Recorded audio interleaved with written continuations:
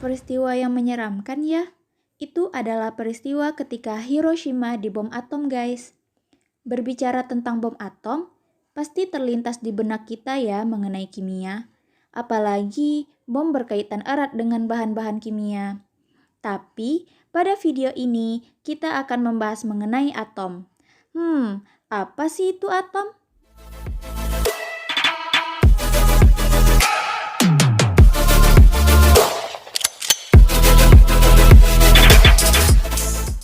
Pada umumnya, atom didefinisikan sebagai partikel terkecil yang tidak dapat dibagi lagi. Nah, atom juga memiliki kulit loh guys. Bayangkan bumi kita ini. Bumi juga memiliki kulit yang berlapis-lapis. Dan di bagian terdalamnya terdapat inti. Begitupun dengan atom. Atom memiliki satu hingga banyak kulit yang mana di bagian terdalamnya terdapat inti. Inti atom terdiri atas proton dan neutron. Pada kulitnya terdapat elektron yang selalu berputar pada orbitalnya loh guys. Bayangkan tata surya kita. Matahari kita ilustrasikan sebagai inti atom dan planet-planet memutari matahari pada masing-masing orbitalnya kita ilustrasikan sebagai elektron. Begitu. Bagaimana ya cara kita mengetahui berapa banyak kulit yang terdapat pada suatu atom? Ya, yaitu dengan konfigurasi elektron. Konfigurasi elektron adalah susunan atau penyebaran elektron pada kulit atom. Cara pertama yaitu dengan konfigurasi Niels Bohr. Seperti yang telah kita ketahui tadi, atom memiliki kulit yang berlapis-lapis. Bohr mengatakan bahwa kulit atom itu ada K, L, M, N, dan seterusnya. Di mana pada kulit K, maksimal elektronnya ada 2, untuk kulit L, maksimal elektronnya ada 8, untuk kulit M, maksimal elektronnya ada 18, untuk kulit N, maksimal elektronnya ada 32, dan untuk kulit seterusnya ada 2n². Mari kita coba membuat konfigurasi elektron Niels Bohr. Kita contohkan dengan atom Na dengan nomor atom 11. Konfigurasinya adalah 2, 8, 1.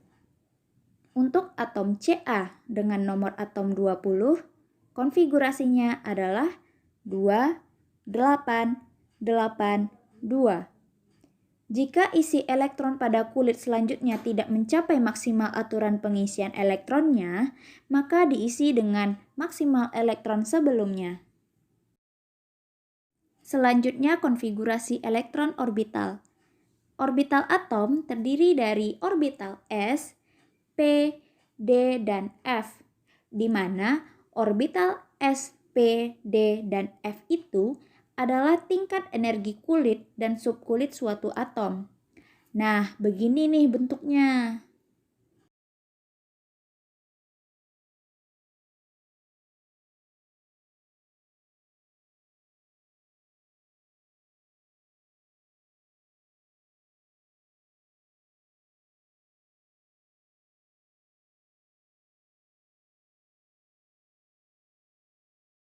Untuk urutan tingkat energinya, kita mengikuti prinsip Aufbau. Dapat kita lihat, angka sebelum subkulit itu menunjukkan kulit, angka dalam bentuk pangkat menunjukkan elektron yang mengisi di subkulit tersebut. Pada orbital S, elektron maksimalnya 2, pada orbital P, elektron maksimalnya 6, pada orbital D, elektron maksimalnya 10, dan pada orbital F, elektron maksimalnya 14. Contohnya, atom Na dengan nomor atom 11. Konfigurasinya adalah 1s2, 2s2, 2p6, 3s1. Untuk atom Ca dengan nomor atom 20, konfigurasinya adalah 1s2, 2s2, 2p6, 3s2, 3p6, dan 4s2. Oh iya guys, selain dengan konfigurasi elektron, Kita juga dapat mengetahui berapa jumlah kulit atom dan letak elektronnya dengan bilangan kuantum loh. Bilangan kuantum juga dapat kita katakan sebagai alamat elektron. Karenanya, kita dapat dengan mudah mengetahuinya. Bilangan kuantum itu ada 4, yaitu yang pertama, N, bilangan kuantum utama, menunjukkan tingkatan energi atau kulit ke N. Lalu, L, bilangan kuantum azimut, menunjukkan bentuk orbital, apakah itu orbital S, P, D, atau F. Untuk orbital S, bilangan kuantum azimutnya yaitu 0. Untuk orbital P, bilangan kuantum azimutnya 1. Untuk orbital D, bilangan kuantum azimutnya 2. Dan untuk orbital F, bilangan kuantum azimutnya 3. Selanjutnya, M, bilangan kuantum magnetik, menunjukkan jumlah orbital dan orientasi orbital dalam ruang. Nilai M yaitu min L hingga plus L. Dan bilangan kuantum yang terakhir yaitu S, bilangan kuantum spin, menunjukkan arah perputaran elektron. Untuk nilai plus setengah, menunjukkan elektron berputar searah jarum jam. Untuk nilai min setengah, menunjukkan elektron berputar berlawanan arah jarum jam. Nah, sekarang kita udah bisa nih bikin bilangan kuantumnya. Mari kita coba buat. Kita contohkan dengan atom Na dengan nomor atom 11. Pertama-tama, kita bikin dulu konfigurasinya. Konfigurasinya yaitu 1s2, 2s2, 2p6, dan 3s1. Elektron terluarnya atau elektron valensinya yaitu 3s1. Untuk bilangan kuantum utamanya yaitu 3. Untuk bilangan kuantum azimutnya yaitu 0. Untuk bilangan kuantum magnetiknya yaitu 0. Untuk bilangan kuantum spinnya yaitu plus setengah. Aturan-aturan pengisian elektron pada tiap orbital ini dijelaskan dalam yang pertama, prinsip Aufbau, menyatakan bahwa pengisian elektron dimulai dari subkulit terendah. Yang kedua, azas larangan Pauli. Dalam satu orbital, tidak boleh terdapat 2 elektron yang mempunyai keempat bilangan kuantum yang sama. Yang ketiga yaitu aturan Hahn. Pengisian elektron pada orbital-orbital yang tingkat energinya sama harus diisi terlebih dahulu dengan spin yang sama. Nah, ternyata guys, ada kaitannya loh antara konfigurasi elektron dengan sifat keperiodikannya. Kita dapat melihatnya dari elektron valensi dari konfigurasi elektron tersebut. Bilangan sebelum subkulit menyatakan periode. Bilangan berpangkat setelah subkulit menyatakan golongan. Contohnya, elektron valensi Na, yaitu 3s1. Berarti Na terdapat pada periode 3, golongan 1A. Oh iya, kamu tahu nggak sih, ternyata tabel periodik telah melalui beberapa kali perubahan loh. Bahkan dahulunya tabel periodik hanya disusun berdasarkan sifat kelogamannya saja, yaitu logam dan non-logam.